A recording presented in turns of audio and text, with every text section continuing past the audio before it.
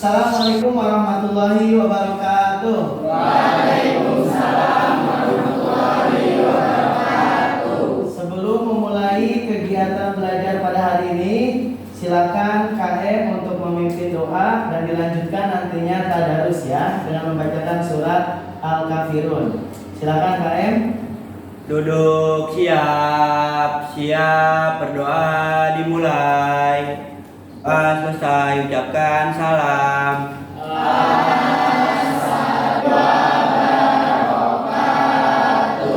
Baik, Assalamualaikum warahmatullahi wabarakatuh. Waalaikumsalam warahmatullahi wabarakatuh.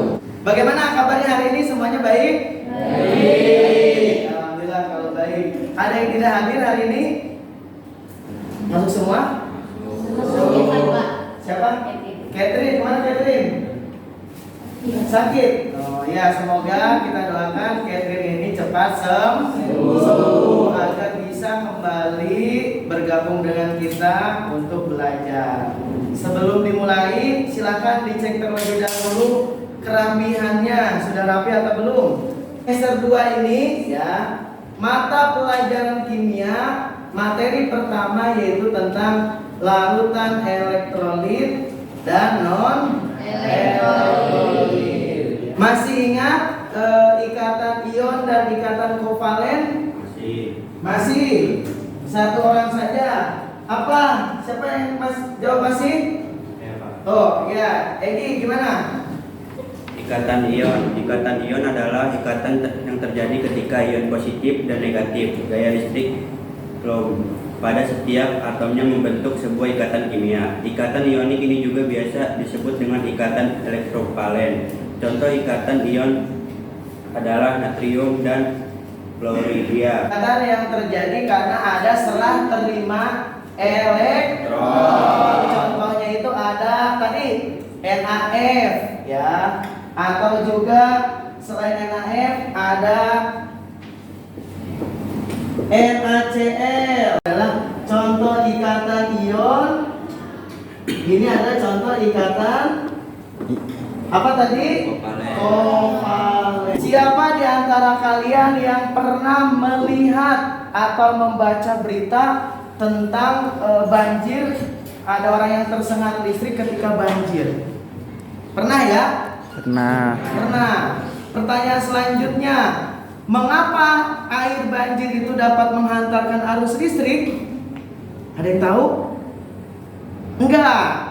Terus bagaimana dengan air sungai? Apakah dapat menghantarkan arus listrik juga atau tidak? Dapat, ya. Terus bagaimana cara kita mengetahui atau menguji suatu larutan apakah dia dapat menghantarkan arus listrik atau tidak? Nah, itu akan kita pelajari hari ini.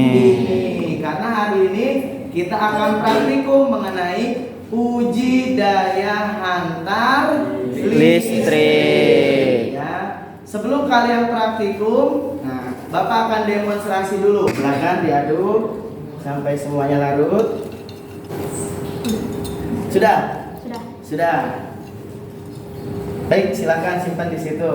Kita plus dulu buat bulan dan nanda. Garam dicampur dengan air, kemudian diapakan? Diaduk. Ya. Lama kelamaan garam tersebut akan larut. Ya. Pertanyaan Bapak, mana pelarutnya? Air. Ya. Mana zat terlarutnya? Garam. Ya, jadi pelarutnya itu air, zat terlarutnya itu garam. Silakan kalian tulis ya, yang membawa buku silakan ditulis apa itu larutan ya. Sudah. Baik ya, nanti di akhir Bapak akan tanyakan ya, apa itu larutan. Gitu di akhir ya. Sekarang simpan dulu. Nah, ini Bapak ada pengantar mengenai praktikum hari ini ya. Ini tujuan pembelajaran kita, nantinya kalian bisa membedakan larutan elektrolit dan non elektrolit. Lanjutnya ini berdasarkan daya hantar listriknya, larutan itu dibagi menjadi dua. Ada larutan elektrolit dan non elektrolit. Nah, elektrolit juga dibagi dua, ada elektrolit kuat dan elektrolit lemah ya. Buat mengenai alat uji daya antar listrik sudah dibuat ya. Nah, ada yang bertanyakan? Tidak. Kalau tidak ada yang bertanyakan, Bapak akan membagikan LKPD. Ini kelompok berapa? 4. Ini kelompok berapa? 5.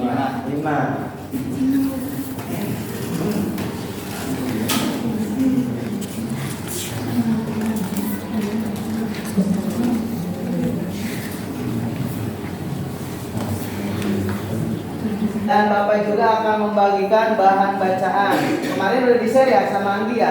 Itu kalian akan merancang praktikum. Kira-kira bagaimana kita akan praktikum mengenai uji daya antar listrik.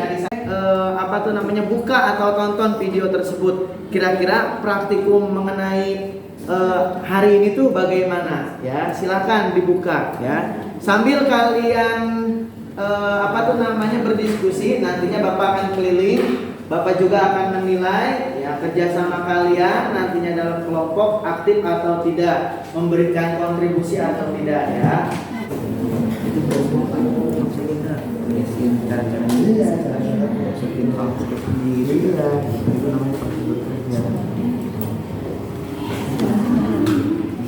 Misalkan apa namanya, pertama paku dibersihkan, terus dimasukkan ke dalam larutan apa, labelnya udah labelin belum? Udah, apa gitu. Nah, itu namanya prosedur kerja. Kan kita tulis itu Iya. apa bergelembung apa ada gitu. Nah tuh, kalau gelembung atau enggak nantinya di tabel gitu. Apa bahan? Nah, air garam. Prosedur kerja. Prosedur cara kerja. Tadi kan kamu bilangnya apa? Nah, elektrodanya atau pakunya simpan di alat yang akan kita uji. Nah, berarti ini ditulis dalam kata-kata. Itu namanya prosedur kerja.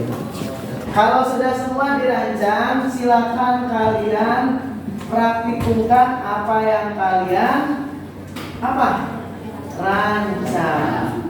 Waktunya yaitu 15 menit. Silakan mulai dari sekarang. Kerja sama makanya ada yang mobil, ada yang praktek, jangan semuanya sama bulan. Ya, ada yang praktek.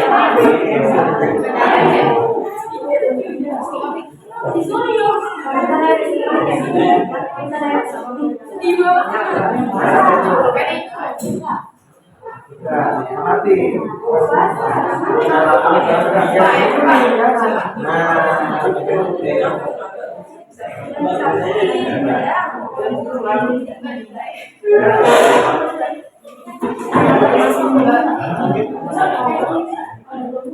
Kalau misalnya dicampur salah satu komponennya nggak ada komponen.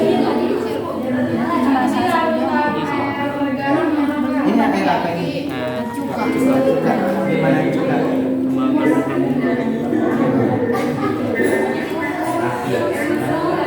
Ada tulis sedikit. Ada. Nanti ditulis. Nyala lampu gimana nyala lampu? Mati. Berdasarkan ciri-ciri tersebut, cuka itu termasuk apa?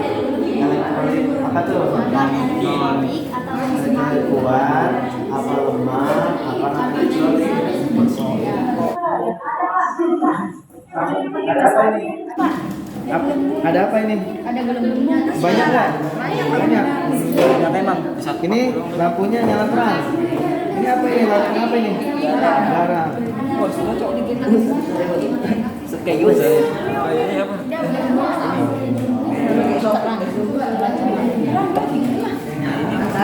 Kita presentasi kelompok 1 ya. Silakan kelompok 1 untuk mempresentasikan apa yang tadi sudah dipraktikumkan. Assalamualaikum warahmatullahi wabarakatuh. Waalaikumsalam warahmatullahi wabarakatuh. Di sini kami akan mempresentasikan pengamatan yang telah kami lakukan tadi. Itu adalah non elektrolit. Sebelumnya kita beri applause dulu untuk kelompok 1. Selanjutnya kelompok 2.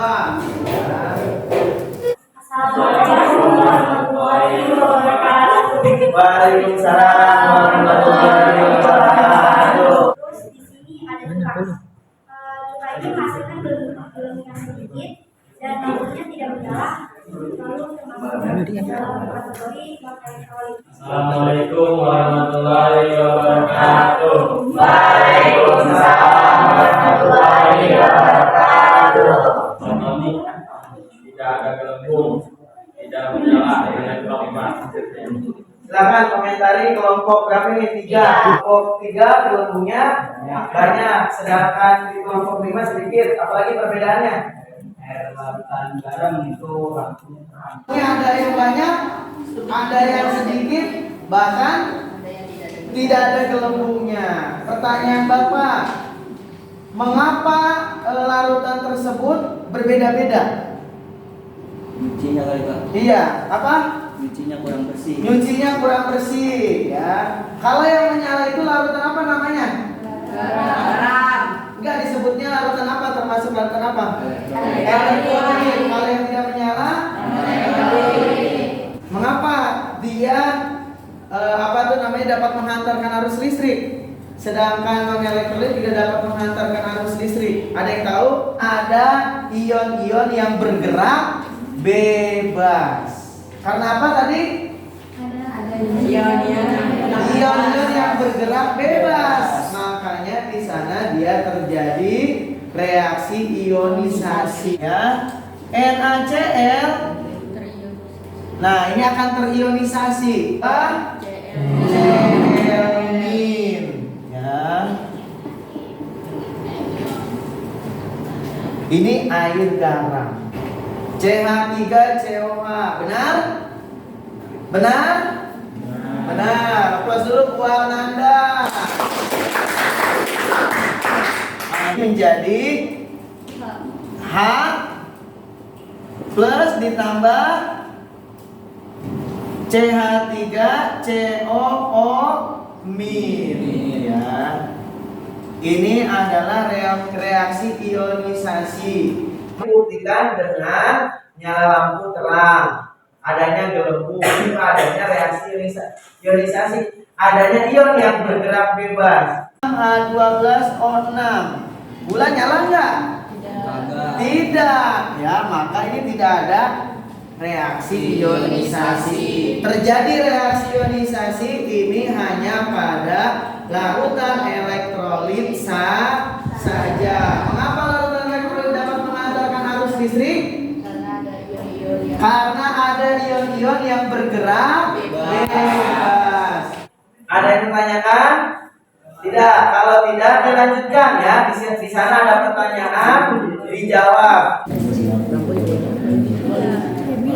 Akan mendapatkan elektrolit lemah dan tidak mendapatkan dan gelembung sedikit dan tidak menyala.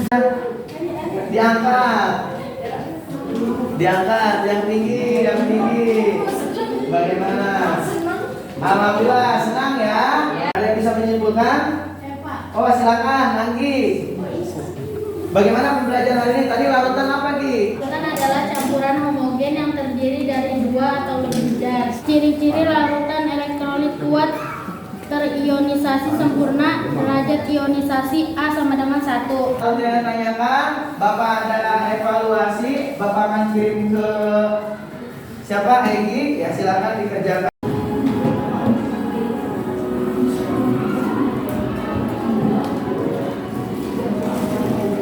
Bapak akan memberikan format laporan praktikum. Nanti kalian harus kerjakan ya di kertas folio. Pertemuan selanjutnya kita akan membahas mengenai larutan senyawa ionik dan senyawa kovalen berikut dengan derajat ionisasi.